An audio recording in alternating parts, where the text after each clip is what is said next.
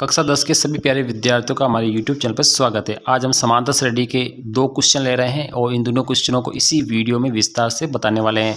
तो समांतर श्रेणी का जो पहला क्वेश्चन है वो है 8 के प्रथम 15 गुणजों का योग ज्ञात कीजिए। यानी 8 के प्रथम 15 गुणजों का आपको क्या निकालना है, योग निकालना है।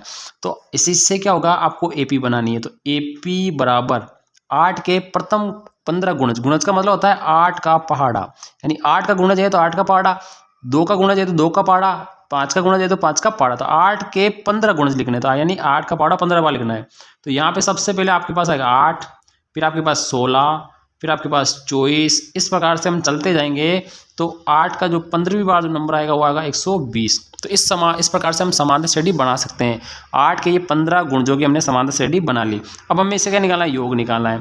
तो सबसे पहले हम क्या करेंगे, इसकी जो AP है उससे A का मान निकालेंगे। यानी प्रथम पद आपके पास कितना है, आपके पास प्रथम पद का मान है 8। इसके बाद सार्वअंतर आपके पास कितना है, निकालेंगे। सार्वअंतर निकालने के लिए दूसरे पद में से पहला पद हम क्या करते हैं, घटा रहे हैं। दूसरा पद आपके पास 16, इसमें से हम 15 पहला पद घटा लेंगे तो आपके पास सार्वअंतर कितना निकल कर आया, 8 निकल कर आया।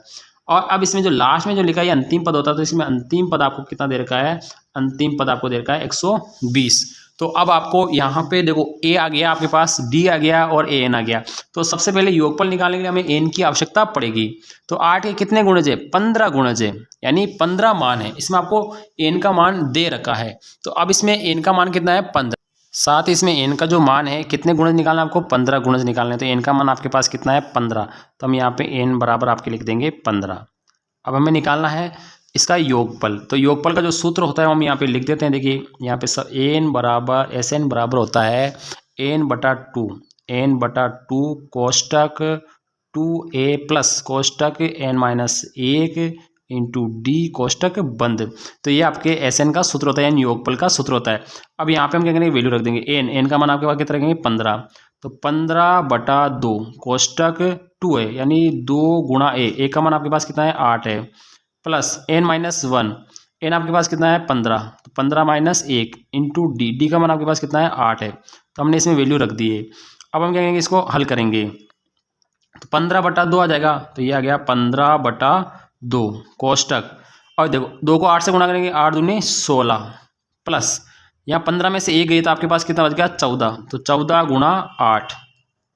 अब यहाँ पे इसको आगे हल करेंगे तो 15/2 यहाँ है 16, प्लस यहाँ पे 14 को हम क्या करेंगे, 8 से गुणा करेंगे। तो 14 को जब 8 से गुणा करेंगे, 14 को 8 से गुणा करने पे आपके 112। अब इसको आगे करेंगे तो 15/2 कोष्टक, यहाँ इनको दोनों को क्या करेंगे, जोड़ लेंगे। तो 6 और 2 कितना हो गया, आपके पास 8 हो गए। 6 और 2 8 हो गए। 1 और 1 आपके पास कितना हो गया, 2 हो गया, और 1 का 1 यानी आपके पास 128 आ गए। अब इनको क्या करेंगे, गुणा में लिख देंगे। तो 15/2 गुणा 128। अब इसे काट लेंगे, 2 1 कम 2, 2 6 12 और 2 चौक 8। अब आपके पास आ गया 15 गुणा 64। और 15 को जब आप 64 से गुणा करेंगे तो जो आपके उत्तर जो निकल कर आएगा वो आपके उत्तर आएगा 960। कितना आएगा, 960 आपके उत्तर निकल के आएगा। यानी 15 पदों का जो योग है वो आपको कितना प्राप्त होने वाला है, आपको 900 प्राप्त होने वाला है। तो इस सवाल को आप इस प्रकार से कर सकते हैं। यानी 15 पदों का जो योग है वो आपको 960 प्राप्त होने वाला है। अब ले लेते हैं हमें इसका एक दूसरा क्वेश्चन। दूसरे क्वेश्चन को आप देखिए, यहाँ पे हम इसको यहाँ पे थोड़ा ऐसे लाइन ड्रॉ कर देते हैं। तो दूसरा क्वेश्चन है, यहाँ पे आप देख सकते हैं दूसरे क्वेश्चन को। ये लिखा है किसी AP का 17वां जो पद है वो उसके 10वें पद से कितना है, 7 अधिक है। यानी AP का 17वां पद, यानी यहाँ पे हम हिंदी में लिख देते हैं कि जो 17वां जो पद है ना, वो उसी AP के 10वें पद यानी 10वें पद, यानी 10वें पद से कितना अधिक है, 7 ज़्यादा है। तो इस लैंग्वेज को हम यहाँ पे लिख देंगे।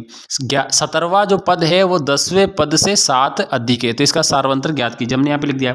अब ये जो 17वां पद होता है इसको हम लिखते हैं A प्लस 16D, ऐसे लिखते हैं, बराबर यहाँ लिखा है 10वां पद, 10वें पद को हम लिखते हैं A प्लस 9D, और प्लस में आपके पास कितना गया, 7 आ गया। ठीक है। अब यहाँ पे देखिए ये A और D उधर जाएगा, तो आपके इधर पहले से क्या है, A प्लस 16D। अब ये A उधर जाएगा, इसका माइनस का A हो जाएगा। ये 9D उधर जाएगा, इसका माइनस के 9D हो जाएंगे। तो इधर बराबर में क्या बच गया, आपके पास 7 आपके बच गया।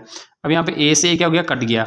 अब यहाँ बच गया आपके पास 16D माइनस 9D बराबर आपके पास 7 आ गया है।